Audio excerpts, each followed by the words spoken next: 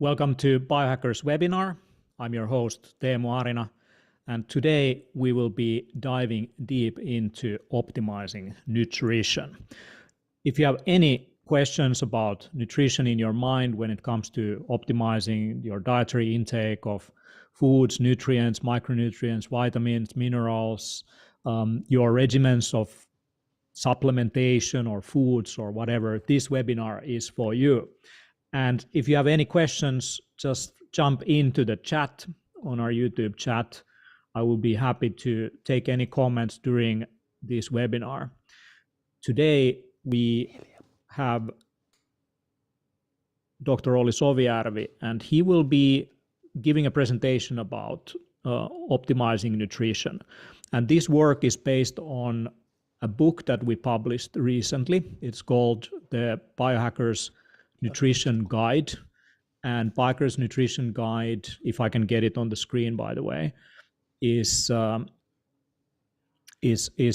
book that has all the fat-soluble vitamins, water-soluble vitamins, minerals and microelements, fatty acids, antioxidants, amino acids, and carbohydrates. I know many of you have actually read this guide. If you have not, you can get it from biohack.to/nutrition guide. It's over 200 pages. It's the most cutting edge, the most comprehensive guide right now when it comes to nutrients. It's not a diet book. When it comes to diets, like, we are all different, but everyone, regardless of whatever your diet is, can optimize their nutrient intake. So understanding where you get the basic nutrients in your food, what is the best source for magnesium, for example, that most people are deficient of, or let's say selenium. Do you fully understand what selenium does on the body? Like, this book will also give you a brief overview of the different nutrients and their role in the body and the sources in terms of foods where you can get them. And based on all this information, you can take this and optimize whatever diet you have. If you're a vegan, if you're a carnivore, if you're omnivore, whatever, you can actually always increase your understanding of what you're eating and what are the best sources, and then optimize them.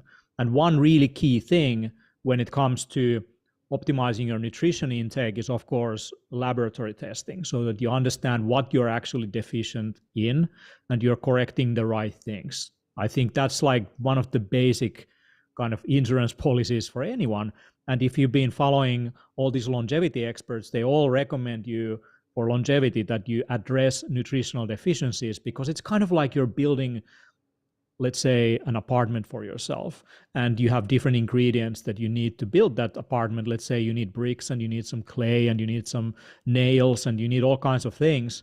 And if you're building a wall and the clay is not yet there, the bricks will just stay there, and no one's going to build the wall until the clay arrives. And nutrients are kind of the same on the body. If you don't have enough of the right nutrients, it's not going to run optimally. And that's why this is like one of the basic things you should start from.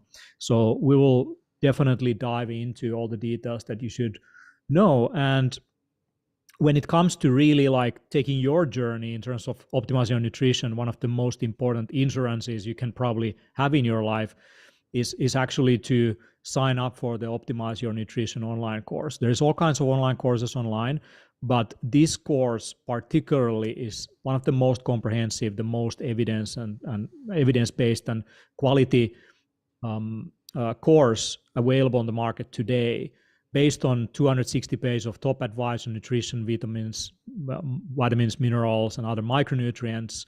It has high quality video lectures, each one everything from 30 minutes to an hour, 7 lectures in total by Dr. Olli Sovijärvi. So today's webinar is just like a tip of the iceberg of what is possible. It has plenty of additional material. It's all based on scientific references, but it's super easy to understand for anyone. Wherever you come from, if you're like a nutrition, sports and nutrition, nutrition expert, biohacker, or you're just like a layman who wants to understand a little bit more about the nutrition side of things, like, this course is for all of you. Everyone will get new insights from this particular course. And one thing that I wanted to say about this course is that, the Optimize Your Nutrition course, it's so comprehensive. It's cutting edge. it focuses really on building this personalized and nutrient optimized diet for yourself, like understanding where you come from, where you're right now, and taking the right steps. And your guide will be Dr. Olli Sovijärvi. He's a functional medicine doctor. He covers topics such as nutritional factors, their effects on the body and well-being, best food sources for these nutrients, measuring these nutrient levels in the body, choosing high quality products, and also in a way like how you can save maybe even in food costs when you are thinking about getting these nutrients. It's 6 weeks long. It includes weekly lectures, extensive text material, supplement recommendations. It's on an online platform, an online environment you can access through any device. And on that platform, Dr. Olli Sovijärvi will be also answering your questions. So whatever you have in your mind, he's going to be there. So I think this is like a complete steal, a bargain, like at this price point of 67 euros to get on this course. And you can actually buy also the Biohacker's Nutrition guide book alongside with the course if you want. So you just go to biohack.to/optimized nutrition and you get full access. But that's all for now. I want to invite Dr. Olli Sovijärvi into studio. He has a comprehensive presentation about optimizing your nutrition that he's going to cover, and you have the opportunity to ask questions from him. So I will be following the chat. So whatever questions you have, I will be like having moments with Olli when I will be posing your questions to him. So right now I see already people coming into the chat. So welcome Anel and Philippe and Jennifer. Welcome. There's already questions about proper lab measurements. Yeah, we're gonna cover this in this webinar, and also in the course you get, and also in the guide there is a lot about the lab. So if you ever like wondered how to decrypt like lab work and what should you do and check what is the best way even to measure something, this is for you, so for sure. And yeah, there is already a question about vitamin K2 and which might be better than MK4 or MK7. So Olli will keep those in mind when he's giving the presentation. So we'll answer all these. So whatever questions you have, like please let us know.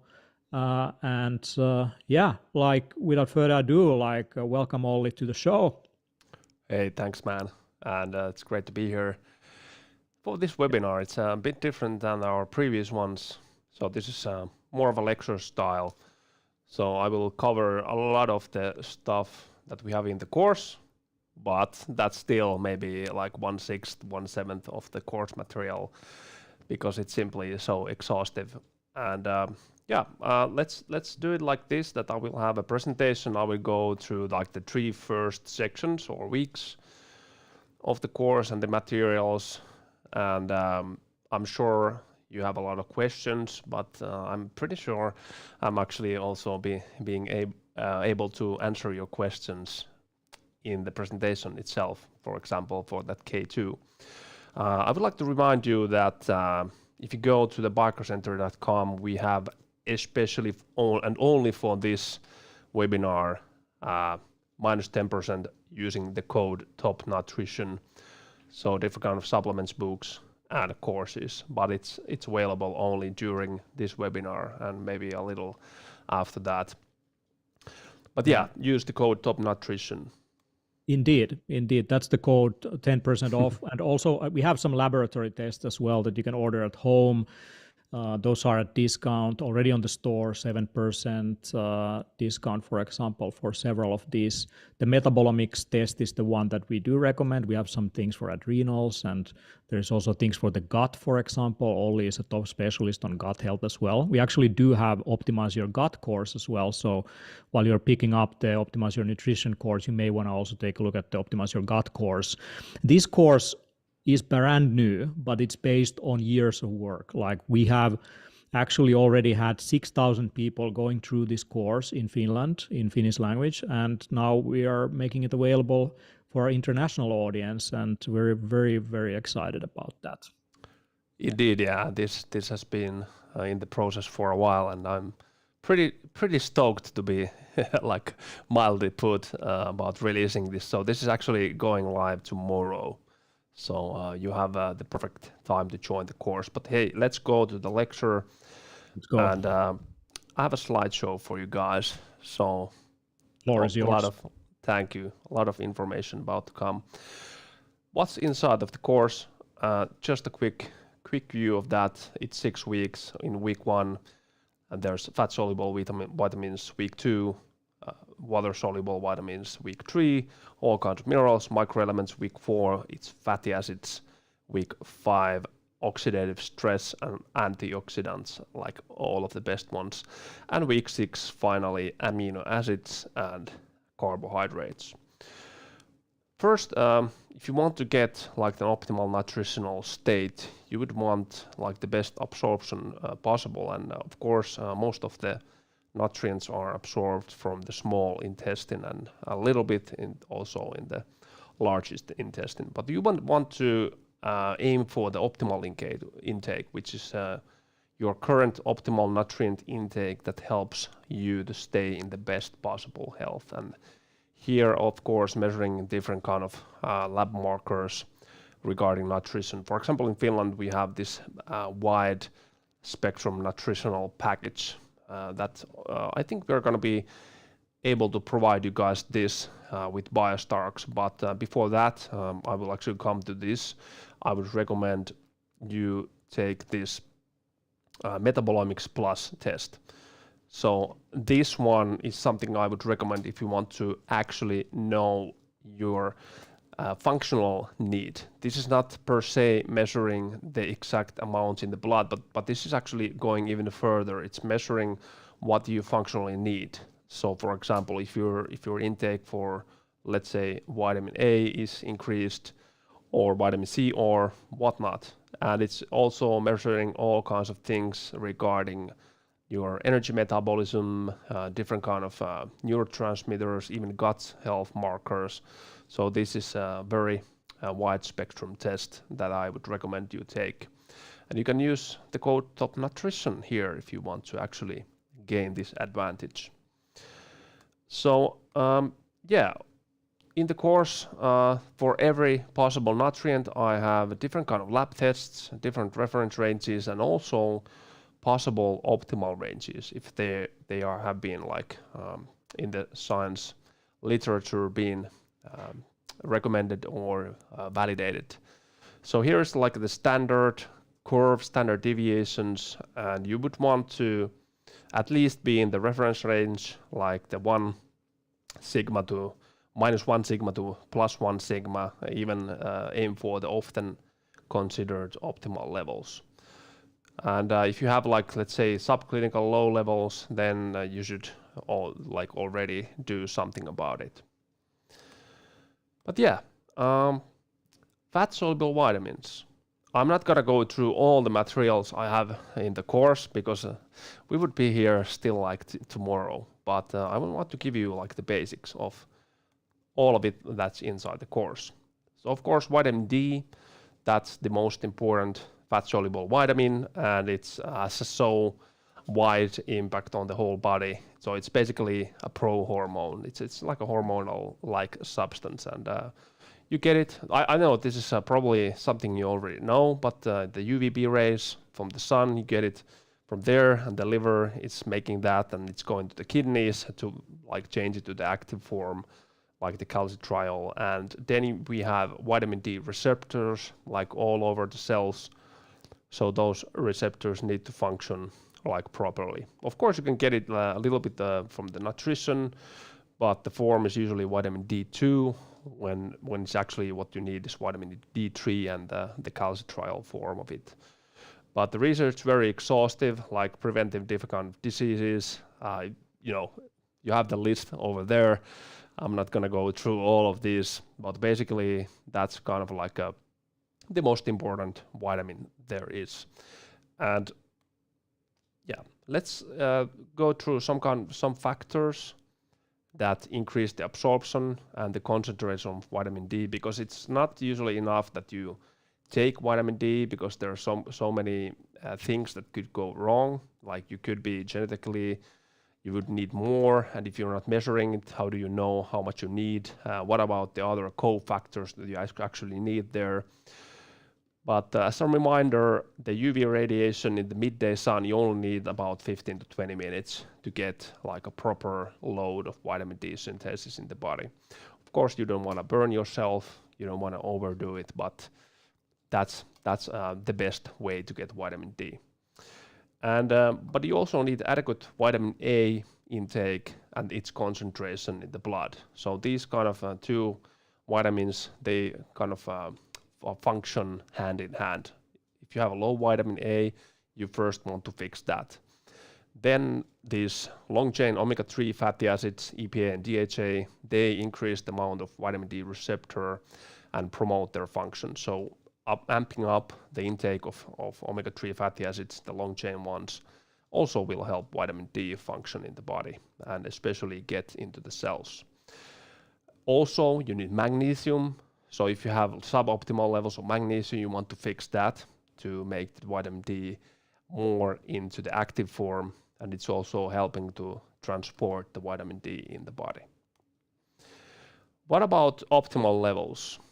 I haven't seen any like official recommendations for optimal levels, but I have seen some studies, for example, this one, which states optimal vitamin D supplementation levels for cardiovascular disease protection. So this is it's a huge thing because that's one of the leading causes of death in the whole world. So the basic recommendations, I'm not putting these into nanograms per deciliter, but I use these European standard units called nanomoles per liter.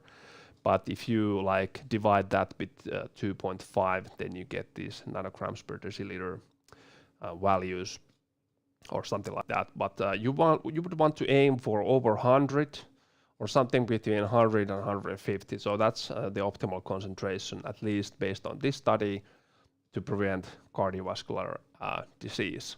So when I measure my vitamin D levels, I definitely want to aim for that. And for me, for example, it means that I should take at least 100 micrograms of vitamin D per day to actually get into this optimal level. If I don't take it at all, it usually drops, but I want to keep it there. And of course, in the summer, I like to have a lot of sun into my body. So then I usually don't take that much vitamin D. But yeah, that's also highly individual. So definitely I recommend measuring vitamin D in the blood. And always combined vitamin D with vitamin K2. So if you want to have like a real bone health effects of the vitamin D3, you need vitamin K2. It's helping the calcium absorption, bone resorption, and calcium reabsorption. And top foods.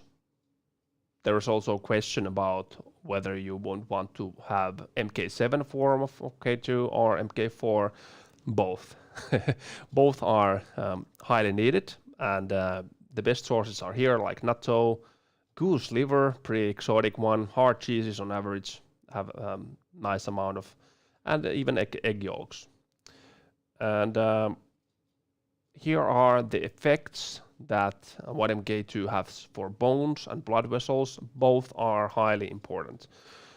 So this is kind of like directing calcium inside the body. You definitely do not want calcium in your arteries or like the blood vessels.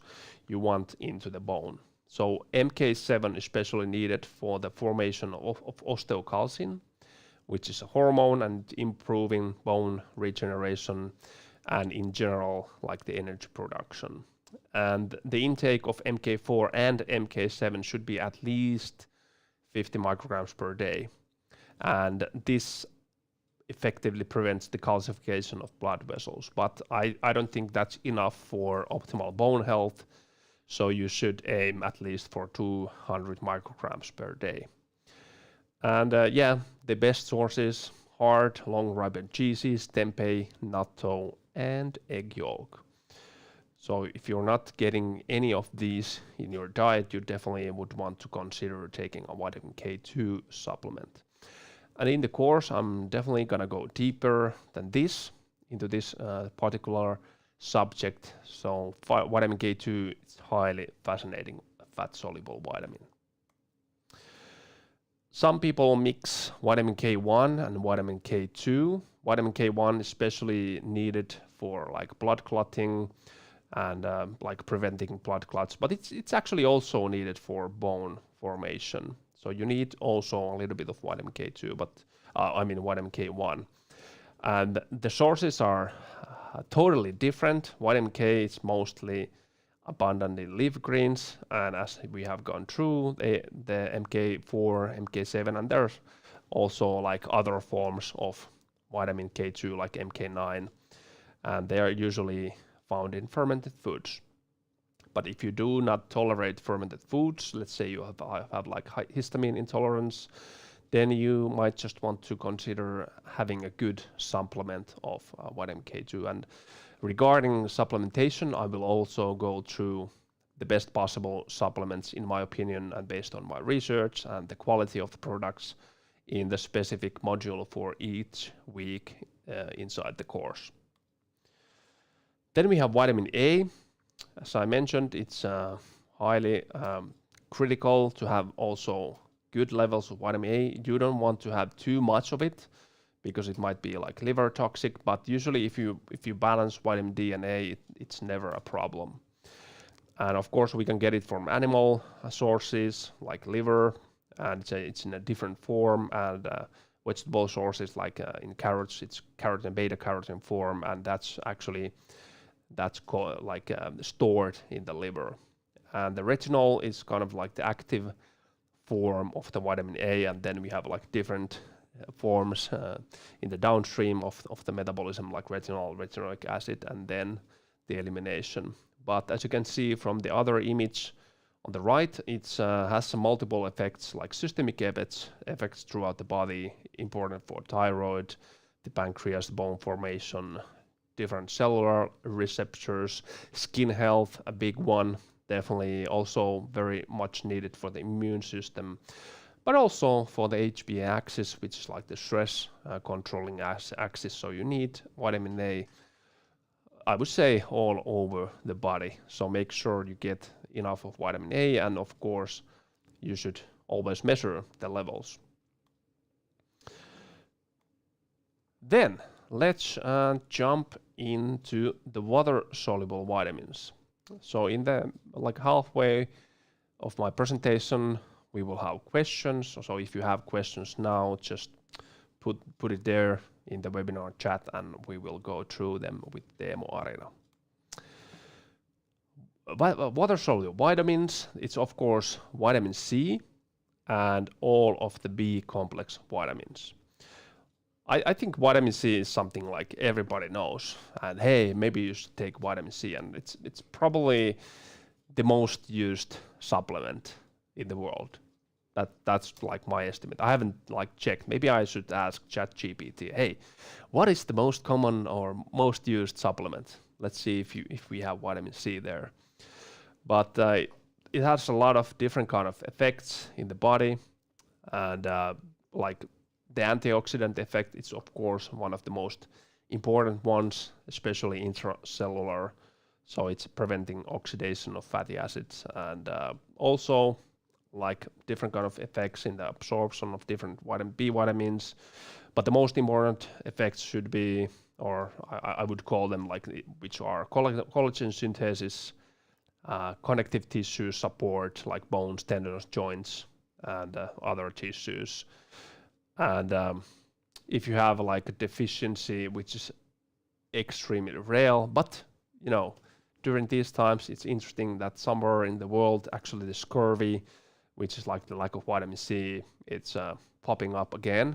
So this is pretty disturbing to me that you are not getting vitamin C enough, which is literally all over the place. And scurvy was actually used to be treated in the salesmen by eating raw onions. So there's vitamin C also in onions.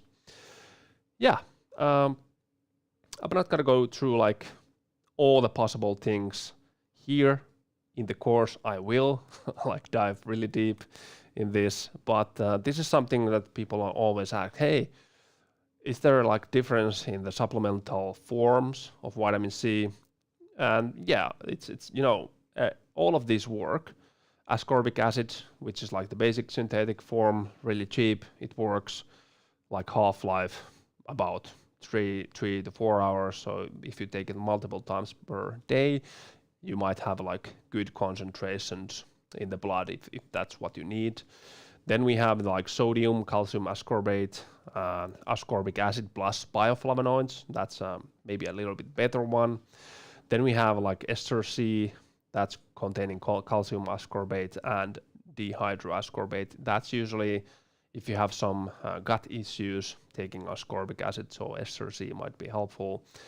And then it's my favorite, which is liposomal vitamin C, very highly absorbable form of vitamin C, and it's actually improving the intracellular levels of vitamin C.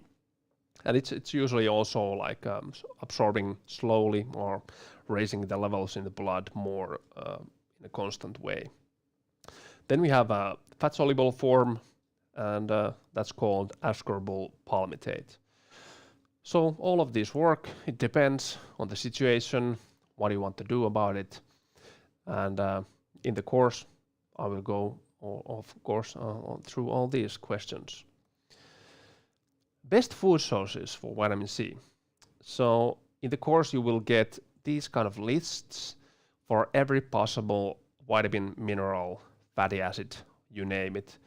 I've kind of dug every possible nutrient that has the best density of different kind of nutrients.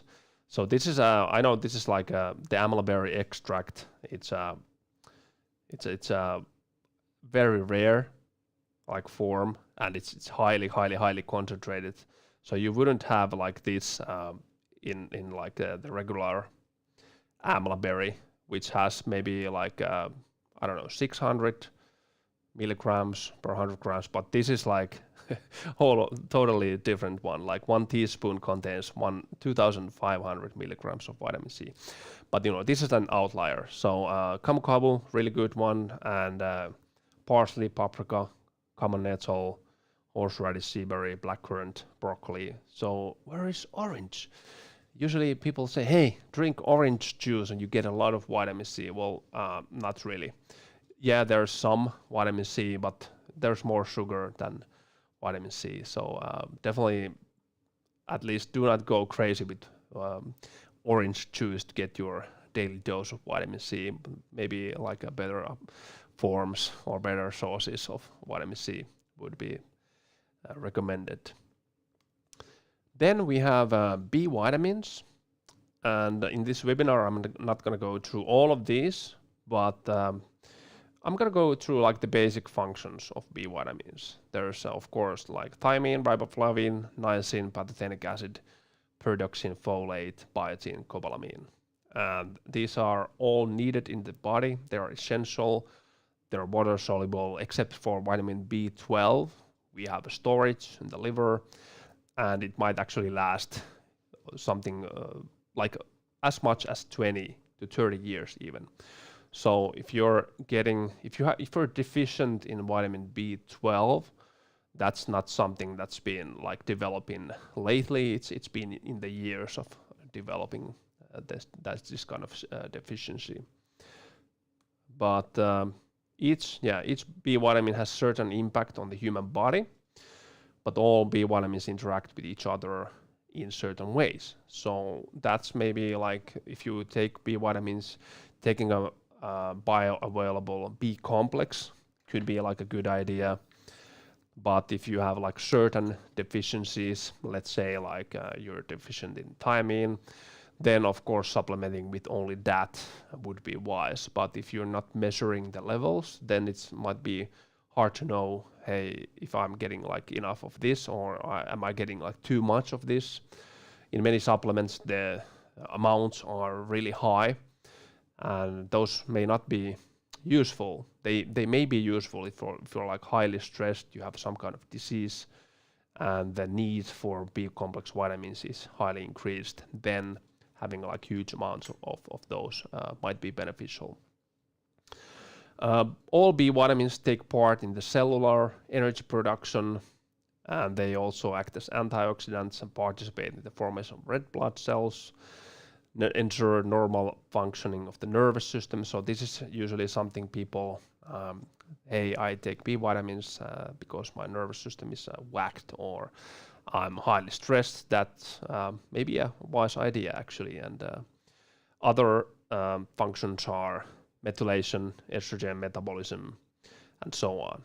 The best sources are organ meats, chicken eggs, red meat, nutritional yeast if you're like vegetarian or vegan, then like dark green vegetables and herbs, a good source for folate, legumes, avocado, and of course seafood. Let's have a sip of this essential drink. I'm just gonna give here an example. So in the course, and especially on the lectures on these water-soluble vitamins, it's almost an hour lecture, and I will go in a nitty-gritty detail through every possible nutrient. But here's an example, like folate. I like folate. It's a very important one, and I want people to know that, hey, if you're taking folic acid, that might not do anything good for you. Like you might be in the need for actually the bioavailable bioactive form, which is folate, because you could have like MTHFR gene mutation, which is pretty common. Maybe like 35% have like the heterozygote mutation, and actually it's 60%, and 35% have like the homozygote, so they have like both alleles in the gene.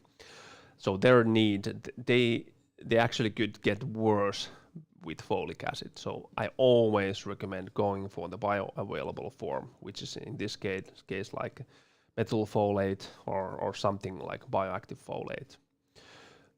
This has a lot of different effects in the body, like nucleic acid precursors, several amino acid methylation reactions. Yeah, the methylation is probably like one of the most important ones, and folate participates in this kind of one carbon metabolism. So you can see in the image that it's also very important in if you have elevated homocysteine levels to lower those ones. And in the babies, essential for normal growth, and especially the brain development, the neural tube development. So that's why pregnant women, they should take folate, not folic acid in my opinion, but go for folate. And the best way to ensure like your optimal levels is to measure that one. Severe folate deficiency causes this thing called megaloblastic anemia. So you don't want to be deficient of that. As I mentioned previously, the best food sources for folate are actually it's leafy greens if you check the slides, but also different livers. So liver is kind of, if you eat animal foods, it's a nature's multi-nutrient. You could take eat liver, let's say once a week, or take high quality liver capsules, but also you manage at least in the folate part with just using like these leaf greens, dark green leaf greens, parsley, common nettle, spinach. You don't want to eat too much raw spinach because of oxalate risk, but if you like cook it a little bit, then it usually goes at least to a minimal amount. And if you're not taking or getting enough folate, there might be some kind of reasons. It might not be absorbed, or the need for folate is increased if you're using a lot of alcohol, smoking tobaccos, cigarettes, if you have celiac disease, IBD, or if you have high homocysteine levels. So usually the all folate is used to actually metabolize that. So the body is really wise. It uses these things it has available, but if it doesn't have available, then that's a problem. Next, Before the question break, we go to the week 3, which is minerals and microelements. This is also a huge week, huge chapter. So as you can see, there's a lot of material going in the first few weeks in the form of videos, lectures, but also in the written form in the course platform. A lot of different minerals. I'm definitely not going to go through all of these, and in the course I will cover the most important ones, like the primary minerals, which are maybe like bigger in size, so that you could call these like macro minerals, even calcium, phosphorus, potassium, magnesium, and sodium chloride. And then we have secondary minerals, which are iron, zinc, manganese, molybdenum, selenium, iodine, chromium, copper, silicon, and boron. A lot of stuff there, and they're all very critical for the human body. We need all of these, and optimal amounts, of course, would be like the best one.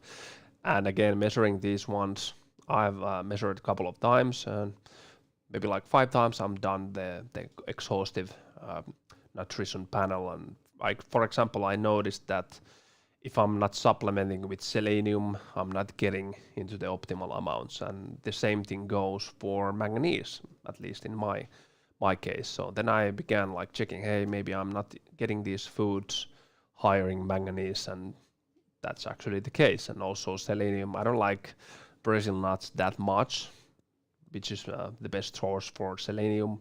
So I supplemented here and there. And copper was also the other one that I supplement every now and then. But for example, for copper, you can get it easily from, let's say, if you like cashew nuts, you don't want to go crazy about this. But also dark chocolate, high levels of copper in those, on that. And of course, liver, very high in copper. But yeah, I will go through 2 of the most important ones, in my opinion, which are calcium and magnesium. And there's a lot of calcium in the body, like almost 1 kilogram of calcium, and most of them are in the bones and the teeth. And it's very difficult to get an overdose from food, but if you take a lot of calcium supplements, then it's totally possible to get too much calcium, and especially if you're not getting enough magnesium and enough vitamin K2, so the calcium actually could cause some problems, even like predisposing to cardiovascular disease. So beware not using too much of the calcium supplements, or if you are, always supplement with magnesium and vitamin K2 and vitamin D. If you are deficient in the calcium, you are predisposed to osteopenia, and if it's going on and on, then the osteoporosis, which is actually a disease, it's a bone disease. But you also might get blood clotting disorders, fatigue, hypertension, even type 2 diabetes, inflammatory bowel disease, and arrhythmias. So very important one there.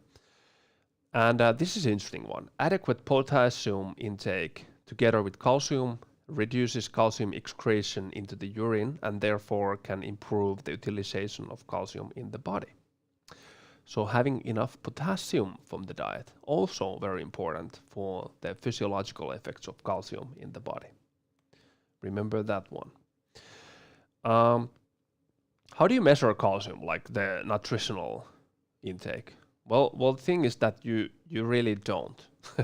The calcium levels in the blood, they tell almost nothing about the body's calcium reserves, and because they're in the bones. For this purpose, especially when getting older, I would recommend to do this kind of a DXA scan to measure the bone density. So there you can actually see if you have a good bone density. Usually it means, hey, maybe you have enough calcium. Usually that's the case. And about the supplements, calcium carbonate, that's like very common. It has like 40% of the calcium element itself, and it's okay in the absorption, maybe 27% absorption rate.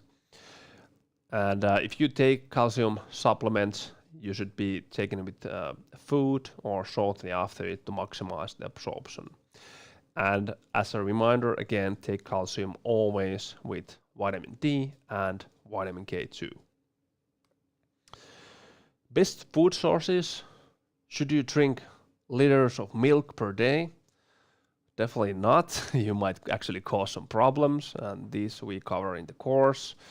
Is milk bad for you? I'm not answering it here, except for the answer is probably yes. And it's not about lactose, but many other things. And it's not even the best source of calcium. And the better sources are, if you tolerate these like hard cheeses, you almost get 1,000 milligrams per 100 grams. So that's hands down one of the best sources, or the best source for calcium there is. And we have seaweed, dried kombu, whey protein, really good source. Again, nettle, sardines, some other fish in general, pretty good source for calcium. Goat cheese, almonds, and Wendy's. And yeah, different kind of factors predisposed to calcium deficiency. Of course, if you have a low calcium diet, if you're deficient in vitamin D, magnesium, you're alcoholic, you're going through menopause, that's also something to be taken into consideration. And certain drugs I would highlight here, corticosteroids. So they usually cause a lot of problems in the bones and also in the calcium metabolism. And this is something interesting one. This research paper from 2012, Essential Nutrients for Bone Health, a review of their availability, blah, blah, blah. Anyhow, this is a good list to add into the things I mentioned before, like vitamin D, calcium, magnesium, vitamin K2. We have also silicone, especially like for teeth and bone. Boron, really important micromineral. Vitamin C, copper, zinc, and manganese. So these all actually function hand in hand. And here is a really nice preferred supplementation. Of course, this is like the author's opinion about this, but I think it's pretty good. Like if you would like want to supplement, you would like want to go around something like this. Of course, getting from the diet always better. But let's say you take a multivitamin and you have some bone problems, you might want to check this table. Then we have magnesium. Like this, I would say this is my favorite mineral because there's so many things that magnesium does, and it has helped me a lot, like in terms of recovery, sports performance, like brain health, energy metabolism, and so on and so on and so on. But it's basically participating in over 300 enzymatic reactions. It's coenzymes, and it's all over the place. And if you take too much calcium, it might actually cause magnesium deficiency. So the balancing the calcium and magnesium intake, it's highly beneficial. The optimal intake has been found in several studies to be one of the most important factors in preventing coronary artery disease. So that's a really big one. So that this is something you definitely want to take enough. And the calcium-magnesium ratio from the food and supplements included in total should be around 2 to 1. So a little bit more calcium than magnesium, maybe around double or a little less. Magnesium deficiency then again can predispose to calcium deficiency. And if you take a different kind of research estimates, the optimal intake for magnesium is anything between 6 to 10 milligrams per kilogram per day. So let's say you're an athlete, you weigh 100 kilos, you actually might want to get 1,000 milligrams of magnesium per day. This is not to say that you should take all of this from supplements, of course, like getting it from food. It's also very important, but you might want to aim for that, at least for 6 milligrams per kilogram per day. The mild deficiency of magnesium has increased significantly during the last decades. So this is something that's bubbling under there. People are not getting enough magnesium. So supplementation, that this would be one of my go-to supplements, besides vitamin D, magnesium would be the other one. And they will also work hand in hand. Too little intake of magnesium linked to vitamin D deficiency, and because the magnesium promotes the synthesis of vitamin D from sunlight in the skin. Best foods. Many people say, hey, I don't know actually which foods contain magnesium, and it's many of the foods are nuts, seeds, but of course there's dark chocolate. It's also kind of like nuts, cocoa nut or cocoa, how you wanna spell it or pronounce it. We have hemp seeds, Brazil nuts, almonds, pine nuts, oat bran, and from animal side we have salmon and roast beef. So there is magnesium, at least a little bit in animal products, but if you're not eating a ton of nuts and seeds, which I would not recommend doing, like maybe a handful a day at maximum, so in like this regard, you should probably supplement or at least measure like the optimal levels on your side for the magnesium. And if you're having any of these like things, IBD, celiac disease, you're having like chronic diarrhea or diabetes, or if you're like an alcoholist, chronic alcoholism, or if you're just aging and you're not eating a like nutrient dense diet, or if you're an athlete and doing like a lot of sports, then the intake for magnesium is definitely increased. So yeah, let's now take a little break with Teemu. Yeah, let's go with questions. Hopefully you haven't slept in there. This has been quite a bit. Super interesting. The chat is on fire. There's a lot of questions coming in. Oh my God. Let me like address now the question about chocolate. So Donnie is asking, what is the difference between chocolate, cacao, and cocoa? I can maybe explain this and give the reader. So basically these terms are different stages in the production of chocolate. So cacao refers to the actual raw seed or the bean. It's the Theobroma cacao, the food of the gods, Theobroma from God, which they harvest the cacao pods, and that then they maybe ferment or dry or roast the beans.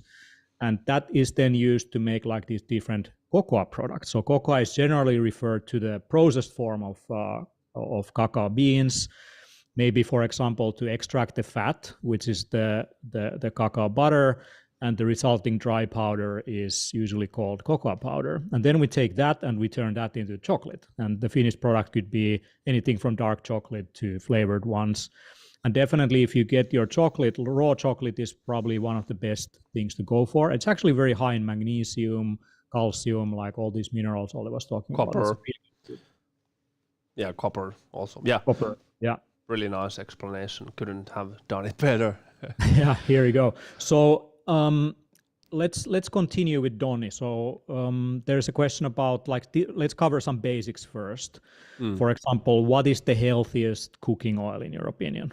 Rapid fire answers. Yeah, extra virgin olive oil for sure, but do not overheat it. But it's up to 190 Celsius. Why are animal fats like more resistant to oxidization when you heat them? Well, it's saturated. Of course, you can use that, but if you ask for the healthiest one, then this would be the choice. I use ghee, like clarified traditional method. Used butter and like olive oil. Not so much anymore coconut oil, which is also pretty stable, or just lard, like any saturated fat. But if you use like butter, you get this Maillard reaction there if you're like burning the brown butter. So the ghee, ghee is better. Yeah, I actually combine extra virgin olive oil and ghee. Same, and I also use spices, and I recommend you also to use spices like thyme or rosemary, and the polyphenols from those herbs will actually protect the fat also from oxidization, and that's why you should invest in high quality olive oil, which is a little bit green even, so you see that the polyphenols, the protective agents are there. Now the next question is about what is the healthiest sweetener? Oh my God, I hate sweeteners. Well, I would say probably in terms of like science. If you ask Dr. Huberman, science, stevia, like stevia leaves, traditional stevia leaves. But maybe like monk fruit. But where you get that? At least it's not here. I like coconut. Not raw extracted stevia, Yeah. but the leaves with the other Yeah. nutrients in it, right? Yeah. Indeed. Otherwise, I don't like stevia at all. Yeah. I like coconut palm sugar. Yeah. Donny says that he or she uses organic raw honey, and I That's of actually course a like to good one. combine. I like to put a little bit of a real sweetener if I use like things like stevia. Yeah. Like try it out, like the metallic taste is gone if you just put a little bit of the real thing. I also like xylitol myself. That's pretty nice for Fartitol. gum health and all that. Yeah. Sugar alcohols have this link to gut bacteria that is not yet fully understood, but there might be some disturbances of using sugar alcohols like erythritol or stuff like that. I don't like erythritol at all, and I don't think that's a good one. Like you would want to search for something else. So that's probably why stevia is used all over the place. But you can get like good-ish stevia and very bad stevia.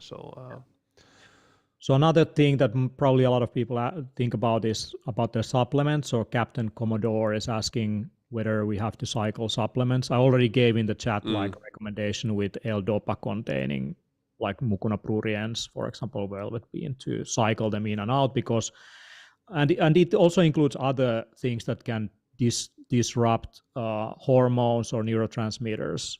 L-DOPA, of course, with dopamine, but then if you take mucuna, that's L-DOPA. But if you take maca, for example, that can also have an effect on the hormones. You're not necessarily getting the results you want. So that's just to reset the situation. That's why you want to cycle things in and out, just like with coffee. What do you think? Yeah, depends on the nutrient. Of course, if you are like deficient in certain essential nutrients, you don't want to cycle them. But if you're just using for, in this case, let's say like a nootropic effects or boosting certain like neurotransmitters, it's a totally different thing. So supplement is not a supplement. So there are different kind of supplementations. It's depending if you're like supplementing for a lack of nutrient that you are not getting enough, or you are trying to achieve some kind of like mental state or physical state. So that's different. Let's take a few specific questions about vitamins and minerals. So Khaled Hegley is asking how to prevent calcification with vitamin D intake. Now it's good to kind of balance vitamin D intake with other nutrients like vitamin K2 and magnesium, which are known to be synergistic with vitamin D to regulate calcium metabolism. Do you have anything to add on that one? Not really. I think I went through that like pretty exhaustively in the presentation here. So, well, as a reminder, vitamin K2, magnesium, vitamin A, a lot of like these. When you have a lot of like enough of these, you are usually safe. There is another question about absorption. So if we take iron, so heme iron is obviously the superior one from animal-based sources. But if you're a vegan, why should you take fermented beetroot juice in comparison to regular beetroot veggie juice? I actually did a little bit of background research for you. Okay, I couldn't answer that. Yeah, I can answer that. So fermented beetroot juice, it improves iron absorption because it has these inhibitory, like there is certain inhibitory compounds often in, let's say, beetroot juice, on any kind of plant source of iron. And when you ferment it, you're actually reducing some of the inhibitory compounds that might result in reduced iron absorption. Additionally, the fermentation may promote the production of certain organic acids and enzymes that can further enhance iron absorption and chelation of iron as well, making it more bioavailable to uptake. But definitely heme iron is like the best source, but the non-heme iron can definitely be improved through fermentation. Very interesting question. Actually, fermentation is the only way how to also increase the nutrient content of just about anything. You often get, for example, B vitamins in fermented byproduct. Yeah, and like vitamin K2, good example, like in natto, tempeh, even like sauerkraut. So it's hard cheeses. There's some fermentation going on, and the problem for those who have histamine intolerance is that you probably won't tolerate those. So that's also what I mentioned in the presentation. So this is always like an individual thing. So you have to know your system. You have to know your body. Yeah. Okay, let's take a couple of conditions. Like people are often interested in things like, let's take the common one with vitamin C and kidney stones. What's the link? Suan is asking. Yeah, you can take like excessive amounts, like basically anything. If you take like I don't know, grams and grams like for a long time, that's maybe like predisposing to kidney like stones. And at the same time, if you have a lot of oxalates, you take a lot of oxalates from different kind of food sources, definitely a problem. So these two together like might cause some problem. But kidney is very effective also like removing these. So it's like in moderation, and if you go for hydrosis in calcium, I mean like vitamin C, just go for a short period of time. Jennifer is asking if in the course we go over diets for people with high histamine. For histamine, I would recommend you to do some kind of nutrigenomics test so that you actually understand your histamine situation, and then maybe even like avoiding some of the foods in a typical Mediterranean diet, like salami or red wine or tomatoes, which are high histamine foods, might be a good idea actually. Dry aged meats, also. Actually, I would recommend the Optimize Your Gut course, because in week 6 or 7, in there I go through the histamine intolerance and kind of like how you can tune in your diet, which kind of probiotics you should and should not use. So the Optimize Your Gut actually is better for this one. So this course, the Optimize Your Nutrition, this is more about building a nutrient-dense diet for yourself based on different kind of nutrients. Anele asks about oxalates and lectins. Basically the same thing. The gut course is amazing source. Yeah, gut course for that. And about oxalates, I know it's a huge trend, and I've been like thinking about maybe writing an article about it, but it's waiting for the future. Yeah, I think it's a bit reductionist. Like there's some people on the internet who says that all like these so-called anti-nutrients are bad, but actually there is like saponins that are extremely beneficial for health. So I think it's a little bit like, black and white thinking to some extent when it comes to these so-called anti-nutrients. Anti-nutrient almost sounds like it's bad for you, but even the nutrients that are blocking the absorption of some things, they have like other benefits. So it's not that easy to like jump into conclusions about this, but definitely avoiding oxalates or lectins might be a good idea to a certain extent. Now, you know what? You should avoid everything. Yeah, basically fast your whole life. Don't eat anything. Kills. Oxidative kills. Breatharian, because meat will kill you. Like you will get definitely too much of carnitine, which causes high TMAO, and all plants are gonna kill you. They have toxins. If you follow any of these kind of trends, you become like, you can find always something that kills you in the end. But hey, you cannot breathe because it's full of different kind of chemicals. One of the biggest killers is heart attack. So Ivan is asking basically a pretty typical question. So a dietitian recommended eating low-fat protein and dairy. What is your opinion on this? Well, I think we have covered this in the handbook even. So you need healthy fats. That's also kind of like what are healthy fats.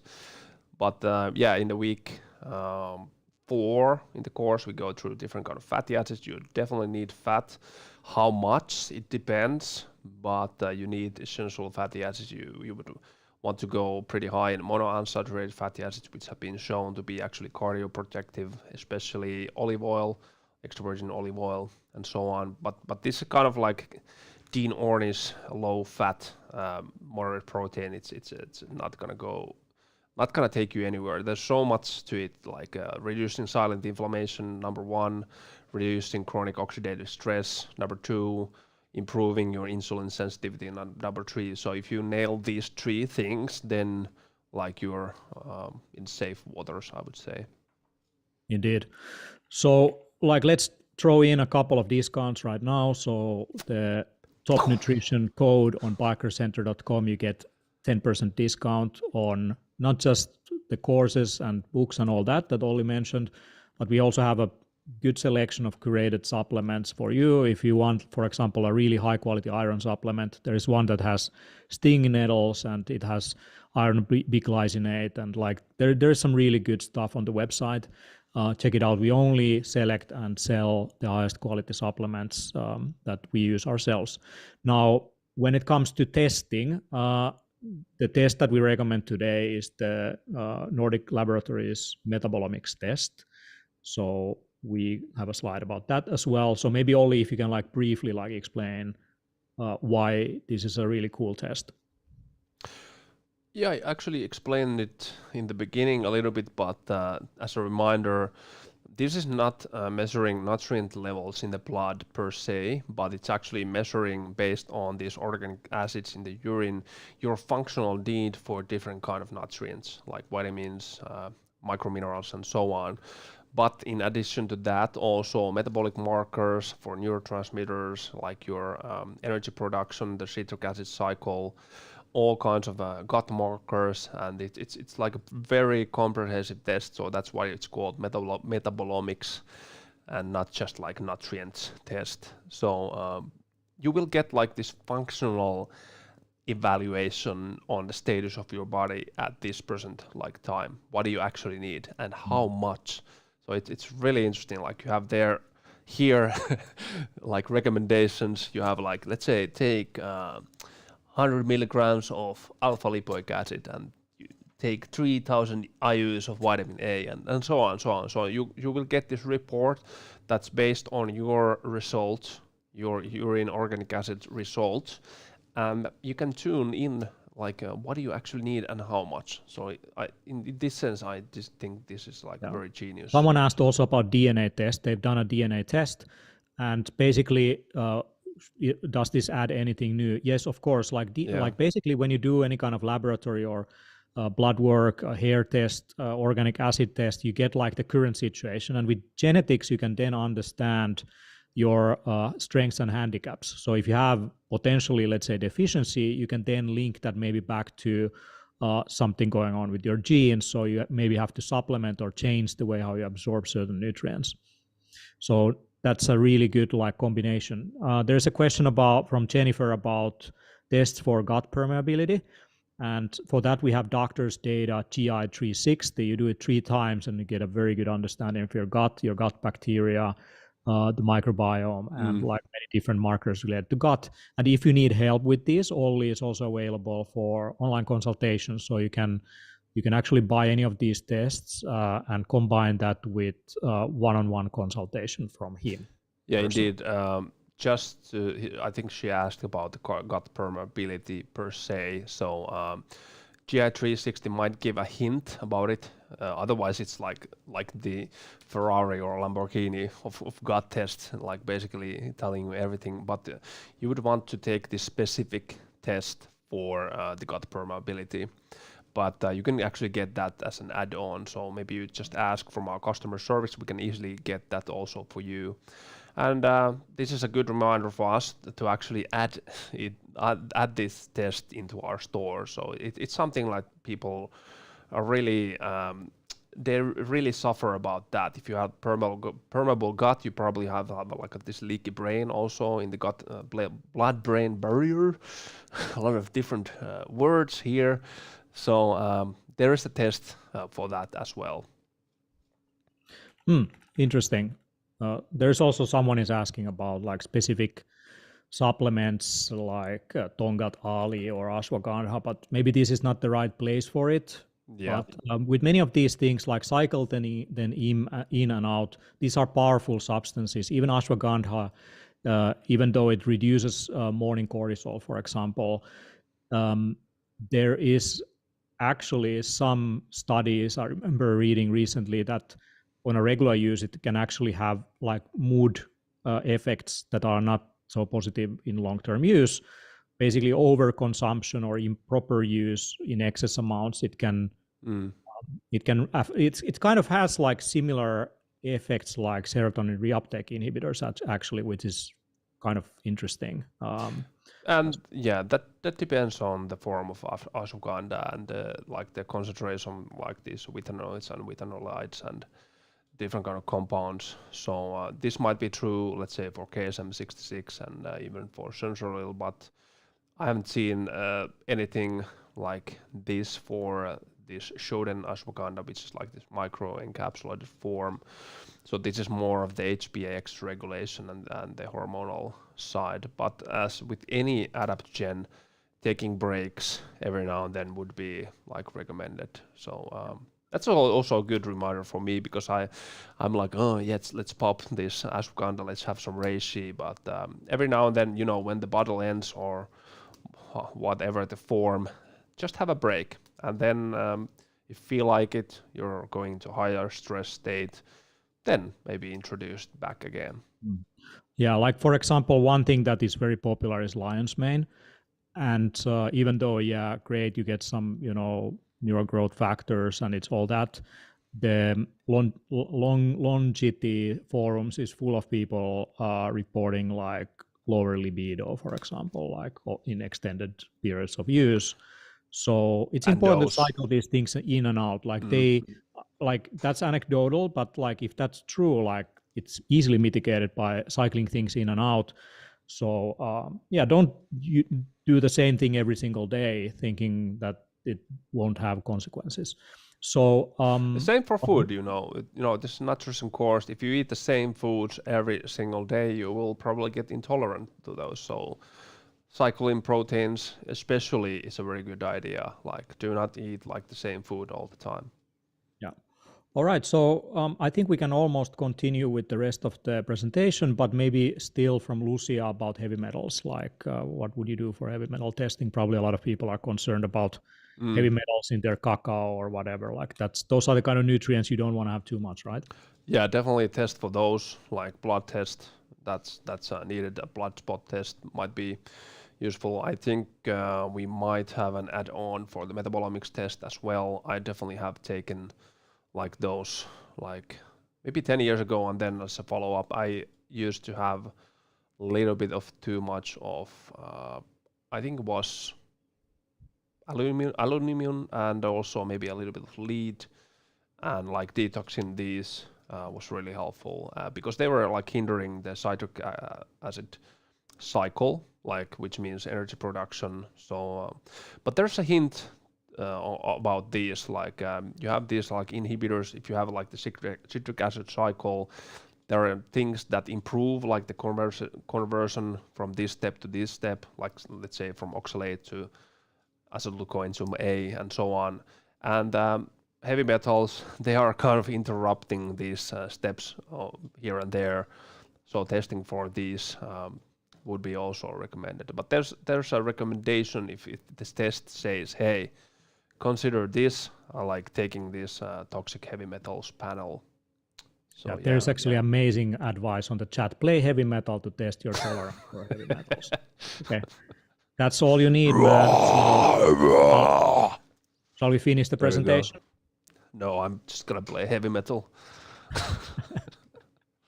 Yeah, okay. We're from Finland. Like the Nordic black metal is like pretty hard stuff. I don't like that. I'm more of a like it's not for kids. Trance guy.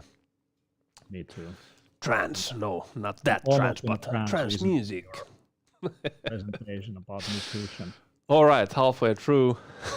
I don't know. We are over an hour in, so hopefully you have a lot of time. So yeah, continuing. Now let's continue with the presentation, and we move to fatty acids, which is the week 4 of the Optimized Nutrition online course. And let's go through the basic fat and fatty acids 101 key takeaways. So it is very important source for energy for everybody. Like that's why ketogenic diets work so well when your metabolism is attuned with burning fat for energy. It is really effective, and you have it stored. You can get it from food easily. And of course, they are needed for the absorption of fat-soluble vitamins and carotenoids, which are fat-soluble as well. And about the composition, it's mainly composed of triglycerides, almost like 98%. And a triglyceride molecule consists of one glycerol, like at the backbone, and 3 fatty acids. And there are different like forms of fatty acids, and that's what we cover in the course as a total. And of course, there are different like phospholipids and sterols, which function in the cell walls and so on. And dietary fats, such as triglycerides, phospholipids, and sterols, they are used in the body as like they are hydrolyzed to fatty acids by digestive enzymes produced by pancreas, and they are absorbed in the small intestine. And bile is definitely needed, that the liver produces bile and it's stored in the gallbladder, and it's like making these emulsified fat droplets, which are then like from the intestines, they are absorbed like as these micelles, and then from there on to the like small intestine. Yeah, but this is like I'm not gonna spend any more time like explaining about this basic biochemistry about fatty acids, but there are certain like things that are very interesting, and in the course I will go like systematically through every possible fatty acid available and needed for the human body. And as a basic things, the fatty acids can be like divided into short chain fatty acids, which have like under 6 carbons. They are produced by the gut. In the good bacteria produce these, and they usually like feed the cells in the colon, but also they might feed the liver and the kidneys. We have like butyrate, acetic acid, propionate, and so on. Then we have like MCTs, which are 6 to 12 carbons. They're usually found in coconut oil or coconut and palm oil, and these are very effectively converted into ketones. So that's why people use these medium chain triglycerides to give immediate energy. And then we have long chain fatty acids, and there are like 13 to 21 carbon atoms, and yeah, they can be again divided into like these monounsaturated and polyunsaturated fatty acids, and different kind of effects and found in different sources of foods. And yeah, how to make this as simple as possible, because this could be like very complicated. What does a saturation mean? The saturation degree of fatty acids, it depends on the possible double bonds between the carbon chains. So they can be either saturated, monounsaturated, or polyunsaturated. So they have like 1, 2, or 3 or more of these double chains. And if the fat is saturated, it's very stable. It's not easily like broken down. It tolerates heat very like easily, and that's why it's very good for like frying food. Fatty acids, they can be also classified as essential and non-essential fatty acids. They affect in cell signaling, the body, and alter gene expression in fat and carbohydrate metabolism. So they're like also function as these signaling molecules in the body. And now a little bit more jargon. They may act as ligands for the peroxisome proliferation activity receptors, PPRs, which play an important role in the regulation of inflammation. And the things, the fatty acids that affect these are eicosanoids, also fat formation. You don't want that too much, adipogenesis, but also insulin and other neurological functions. So fatty acids, they have a wide variety of function in the body, and depending on their like structure, they have a different function. There are certain essential fatty acids, and from these, basically all other fatty acids can be made, but it's not that effective. But these need to be obtained from the dietary sources. So if you take a look at the slide, these two are the short chain fatty acid. It's an omega-3 one. It's called alpha linoleic acid, or ALA, and this should actually say long chain omega-6 fatty acids. It's called linoleic acid or LA, and that's something people usually get a lot from the diet, and the bad thing is that people get it way too much, and it might cause a lot of problems like chronic inflammation in the system. The human body can produce other fatty acids from these essential fatty acids, as you can see from here. This image on the right side, but that's not optimal for like optimal nutrition. Like here is the synthesis pathway of polyunsaturated omega-3 fatty acids, but the conversion ratio, let's say from ALA to EPA and DHA, it's only about 1 to 30. So you might get deceived that, hey, this is high in omega-3s, when it actually is high in ALAs, and it has almost nothing to do with EPA and DHA. So that is a kind of like a deceiving problem, that you're not actually, hey, okay, this is omega-3s, but hey, the wrong ones. Yeah, and the linoleic acid, people usually get that too much, and eventually it's kind of like a different synthesis pathway, and different fatty acids are being produced from that. But why EPA and DHA are so important, are their production, or they are further transformed into these kind of resolvins, protectins, and neuroprotectin D1. So they lower inflammation, they lower the risk for cardiovascular disease. So that's why there's so much hype about fish oil, omega-3s, and that's why it's kind of like a wild west in the supplements and supplementing side. And there's all kinds of omega-3 supplements. You actually might not get any benefit if they're oxidized. You might get more harm from taking those. So in that sense, concentrating on the high quality, if you are going to supplement with fish oil or like this cod liver oil, go for very, very, very high quality that is not being oxidized at all. Again, I'm not going to go through all of these fatty acids, but I would like to highlight monounsaturated fatty acids. So here are like the key takeaways. Takeaway. Let's have a takeaway.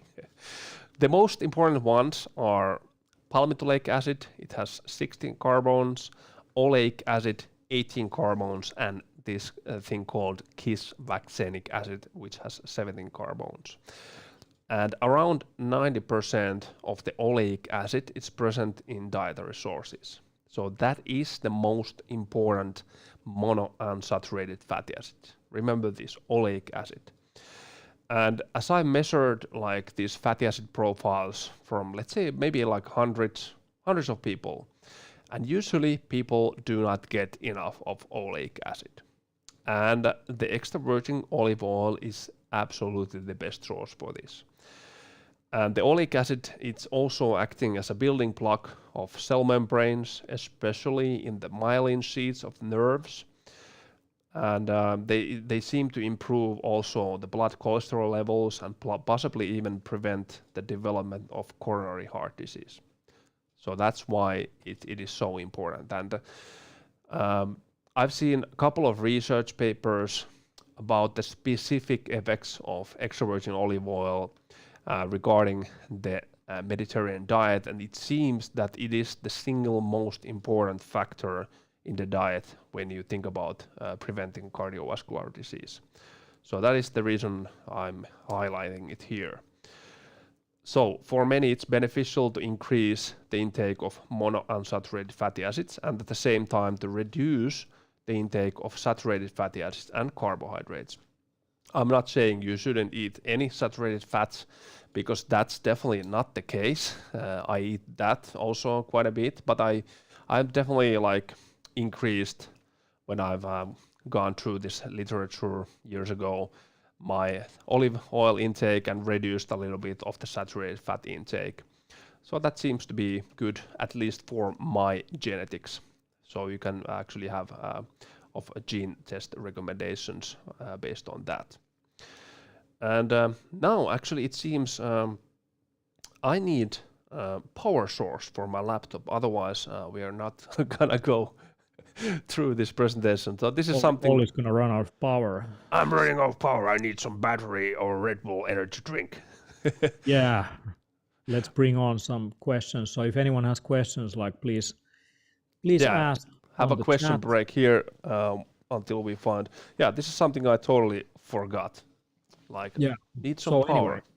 Anyway, there has been some, not a lot of new questions here. So let me pick up something that was previously brought up.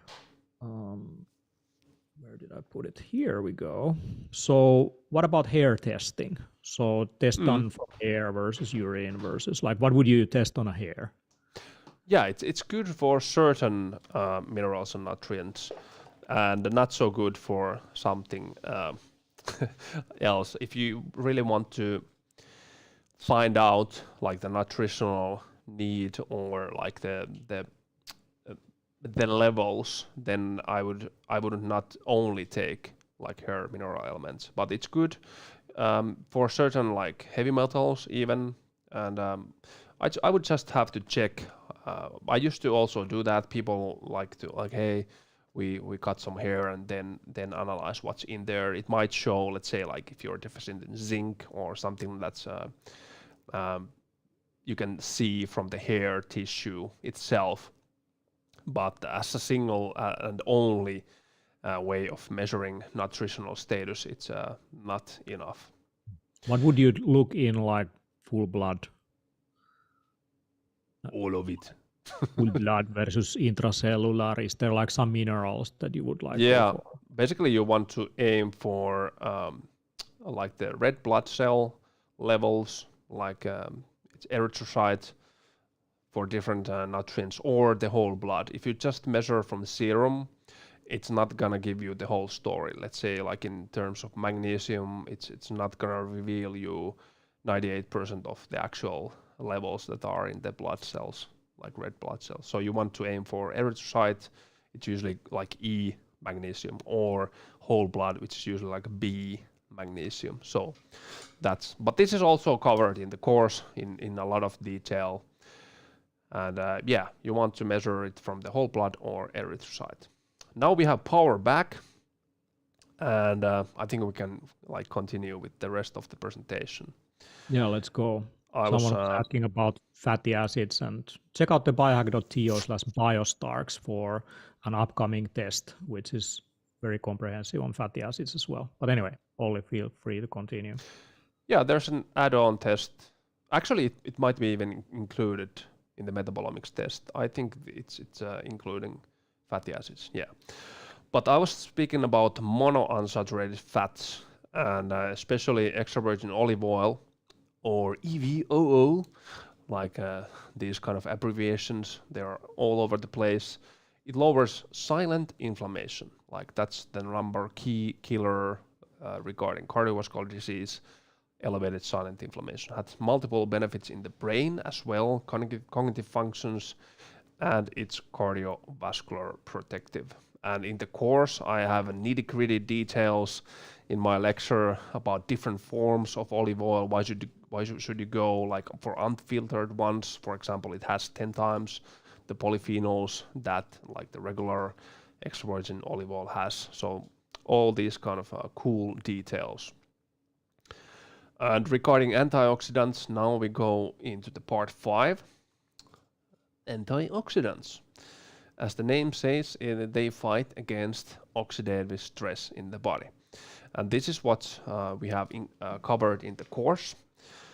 Like we don't have all of the antioxidants because it's a vast space of different kind of chemicals, but like the most important ones, like carotenoids, we have coenzyme Q10, different phospholipids, choline, inositol, betaine, or like TMG, NAC, alpha-lipoic acid, glutathione, taurine, curcumin, green tea, resveratrol, flavonoids, and polyphenols, and so on. And of course, the measurements, how you can actually measure if your body has oxidative stress, that's a really good measurement to take. And also, what is the plasma's antioxidant capacity in your body?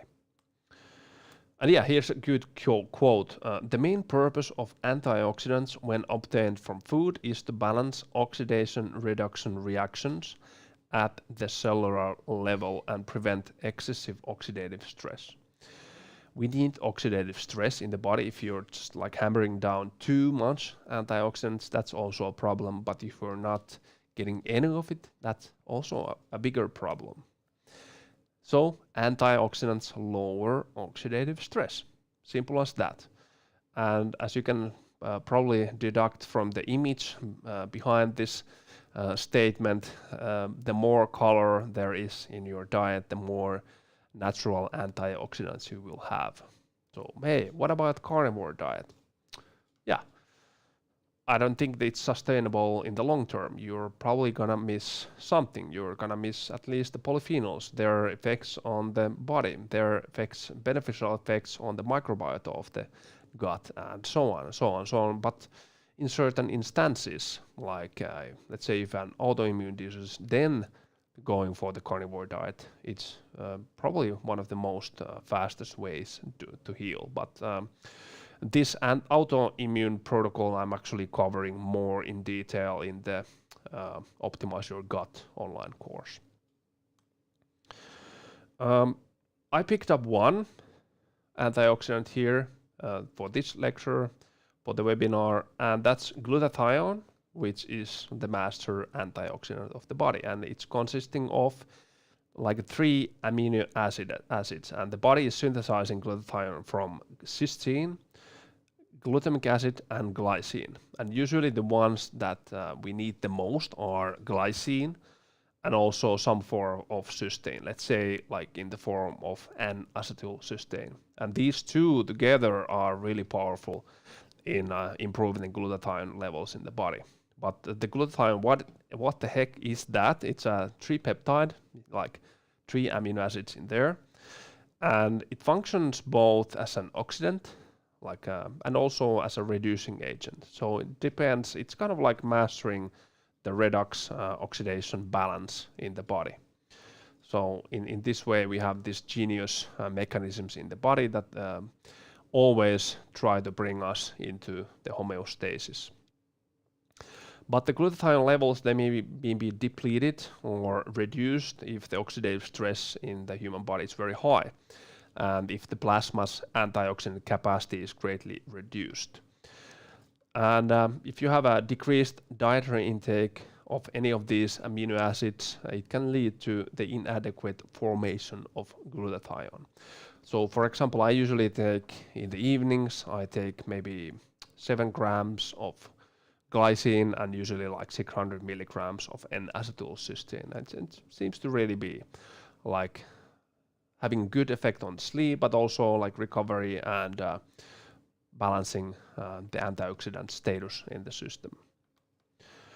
How to increase glutathione? There are different things. Of course, you could take glutathione, like liposomal glutathione itself, but I usually recommend that you go for the precursors, and as I've mentioned before, N-acetylcysteine, also vitamin C improves that, glutamine, taurine, there's even curcumin, and consumpting liver, and this herb or called milk thistle, alpha lipoic acid, and so on. So yeah, my favorite ones of these are definitely N-acetylcysteine and glycine. So should you take like basic pill form glutathione? Usually it's not that effective. It might have some effects, but definitely if you want to supplement with glutathione, go for the liposomal form. The other thing from the antioxidant side I want to go through is the flavonoids and polyphenols. So these polyphenols are a large family of natural chemical substances, and they are in many plants and berries. The more color there is, usually the more polyphenols there are. So they basically protect the plant from UV radiation, different kind of animals, microbial infections, and they promote the normal growth process. And the higher the bacterial diversity in the gut, the better the absorption of different flavonoids. But it goes the other way around as well. So flavonoids and polyphenols, they also enhance the gut microbiota. And but these should be ingested in very large quantities to have a significant impact at the cellular level. But if, let's say, if you eat like a lot of different colors and plants in your diet, you're probably gonna get a lot of these polyphenols, and they have a lot of beneficial effects. And especially flavonoids, they have been shown to have significant anti-inflammatory effects in the body. And in the course material, we go through like all of these different forms, like anthocyanins, flavonols, flavones, flavonones, and isoflavonones, and what are the best sources, and where do you find these? So you can easily just build a diet that's appropriate for your needs and your lifestyle. This is a list of the best food sources for polyphenols. Different kind of colorful berries are there, like chokeberry, but we also have like raw cocoa powder. So raw chocolate, really good one. Rosehip, like blueberries, bilberries, different kind of berries, cranberries, berries in general. And of course we have let's say like lentils, even legumes, red cabbage, curly kale, and so on. All like of these comprehensive lists are found in the course. And yeah, coffee, it also has some polyphenols. So that's probably one of behind the reasons of its health benefits. So it's not caffeine per se, which might have some benefits, but it usually is due to the coffee's polyphenols. Let's have a breather and go to the last part of this webinar and lecture, and they are amino acids and carbohydrates. Amino acids and carbohydrates. So this is also the last part of the course. The key takeaways, what are amino acids and why should you care about these? Well, they are basically the building blocks of life for different kind of proteins, and they occur naturally in organic or carbon-containing compounds. This is a lot of jargon, so I'm just gonna skip that. But basically 20 amino acids are important for humans, and 9 of them are essential. So they must be obtained from dietary sources. And the remaining these 11 non-essential, they can be synthesized by the body. Well, but of course you can get these, and you will get these also from the diet. And these 20 amino acids, they are proteinogenic. So that means they are turned into proteins that are essential for the body. So they form proteins. So amino acids make up all the proteins needed in the body. And there's different kind of function for different systems, enzymes, and so on. And non-proteinogenic amino acids, they act as brain neurotransmitters in the body, and they are involved in the urea cycle. So they are also very important ones. And if you're going deficient in proteins, and especially amino acids, it can lead to actually various diseases. Now let's, here's this interesting slide about the exchange between tissue proteins and free amino acids. So you have this free amino acid pool, and it's either secreted going to oxidation on non-protein pathways, or it's going to the tissues for building the tissue protein.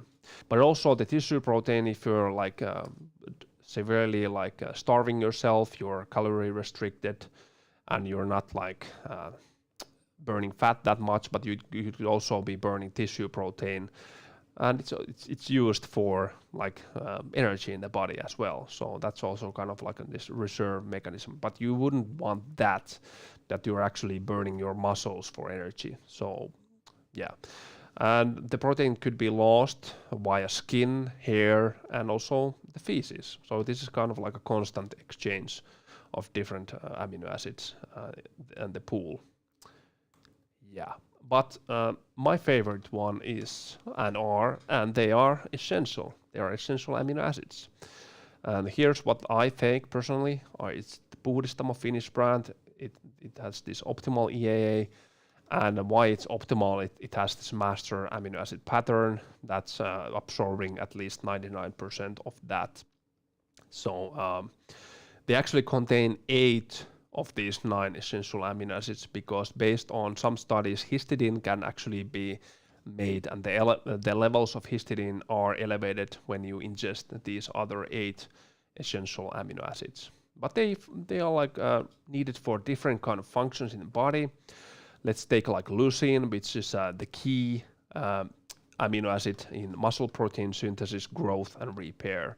But it's also elevating insulin levels in the body. It's also activating this mTOR signaling in the body. Then we have like isoleucine and lysine. These are branch chain amino acids, and they are also these kind of like anabolic amino acid, also taking part of regulating blood sugar and energy production, and lysine is for the collagen formation, and so on. So these 9 are needed for the body for different kind of functions. And let's say you're fasting or you are doing some kind of protein restriction, then supplementing with EAs, it's very advisable. And if you train fasted, like I often do, then I usually supplement with EAs to support the protein synthesis and also like the repairing of the damaged tissue, but also like neurotransmitter production. And if you compare BCAAs to EAAs, it's been shown clearly that EAAs are superior to BCAAs in terms of like muscle building, but also other functions, and BCAAs might cause all kinds of problems, but that's also for the course. Why use these? What are other possible benefits? Well, they improve appetite control, they improve cognitive function, they improve sleep quality and depth.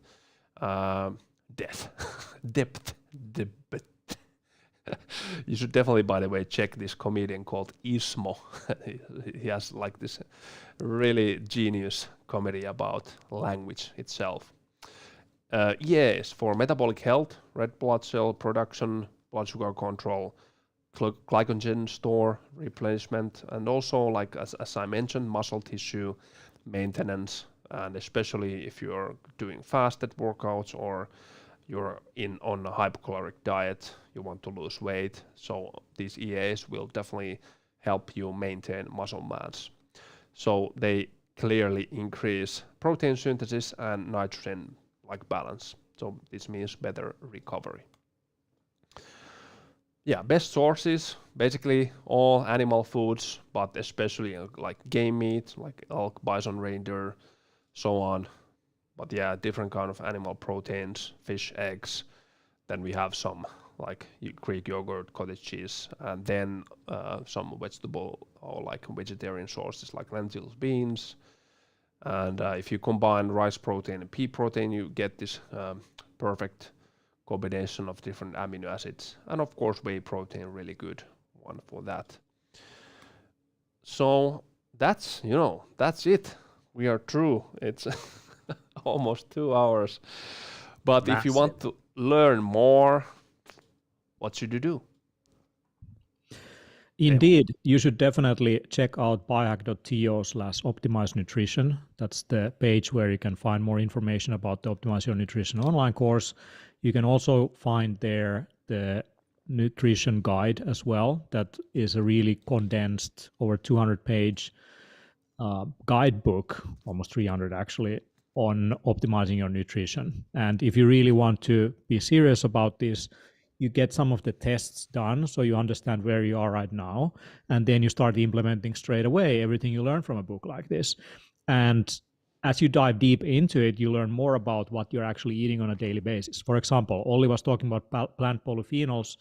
Personally, I have this jar, and it has about 20 different berry powders. So this is like my approach, my source of polyphenols in my diet. So I'm not just thinking about like, okay, let's have some bilberries or lingonberries or whatever. I just mix them up all in one powder mix.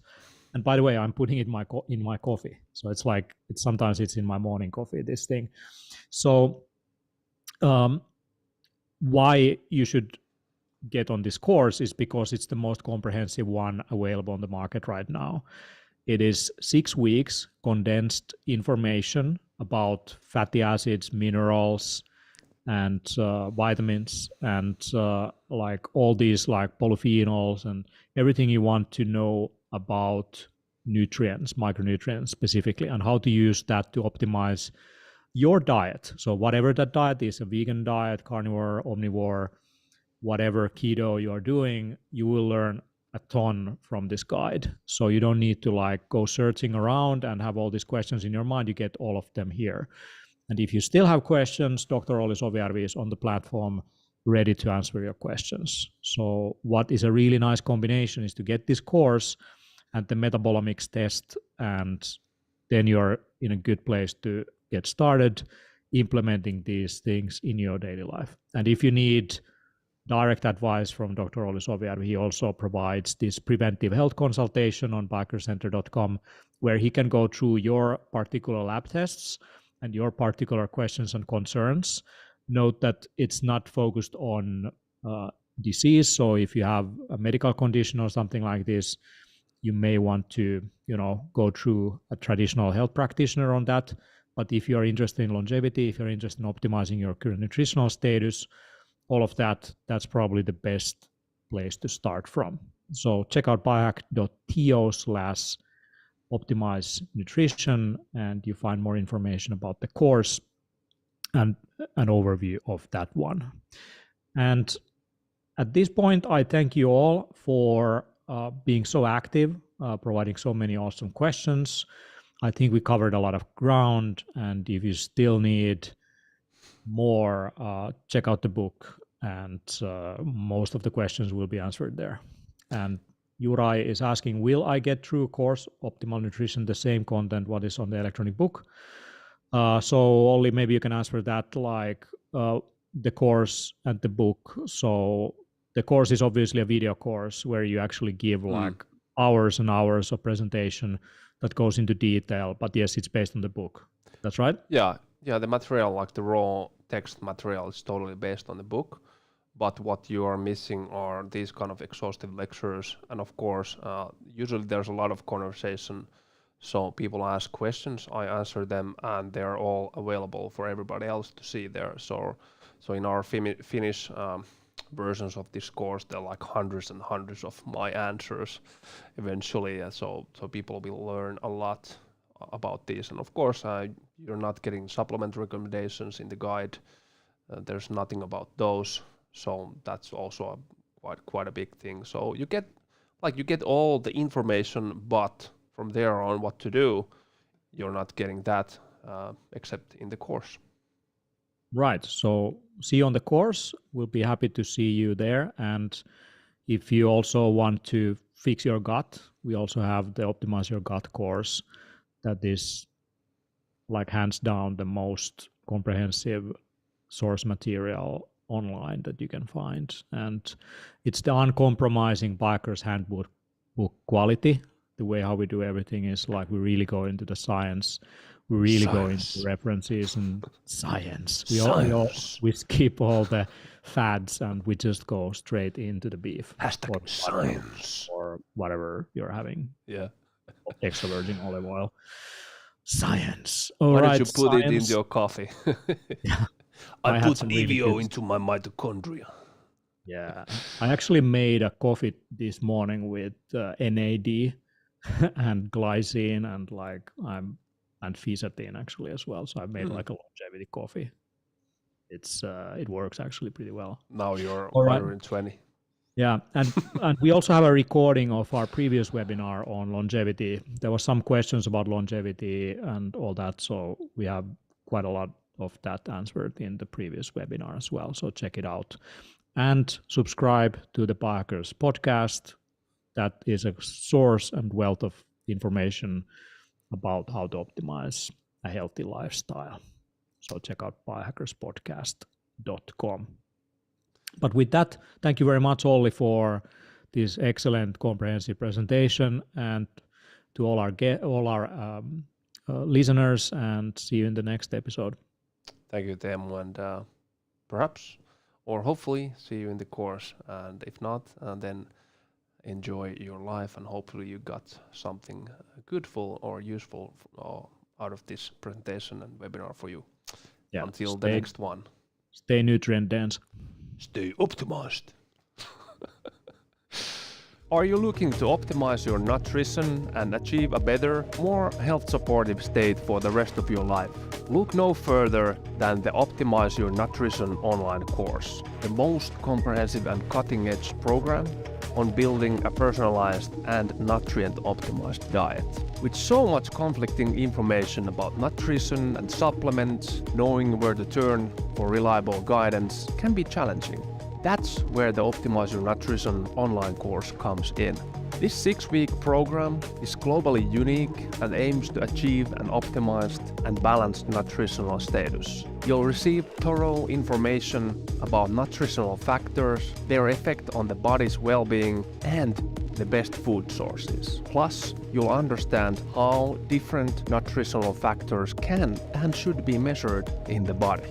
But this program goes beyond just theory. You'll also receive practical strategies for building a personalized and nutrient-dense diet. I have personally waded through the jungle of dietary supplements to bring you the highest quality and safest options for supplementing different nutritional factors if a versatile diet is insufficient to secure their intake. And with more than 800 scientific references and weekly lectures explicitly tailored for this course, you'll receive high-value information in an easy-to-understand format. Each week includes a list of best foods that support the intake of nutrients and plenty of additional material such as lectures, research links, and articles. But that's not all. The course also includes supplement recommendations, the best products, and an online environment where participants can share experiences and ask questions. And with my answers to your questions on the course platform, you can rest assured that you are receiving expert guidance every step of the way. Join the Optimize Your Nutrition online course today and unlock the key to a healthier, more balanced life. With 6 weeks of high-value information in an easy-to-understand format, you'll have the knowledge and tools to achieve a better, optimal, health-supporting nutritional state for the rest of your life.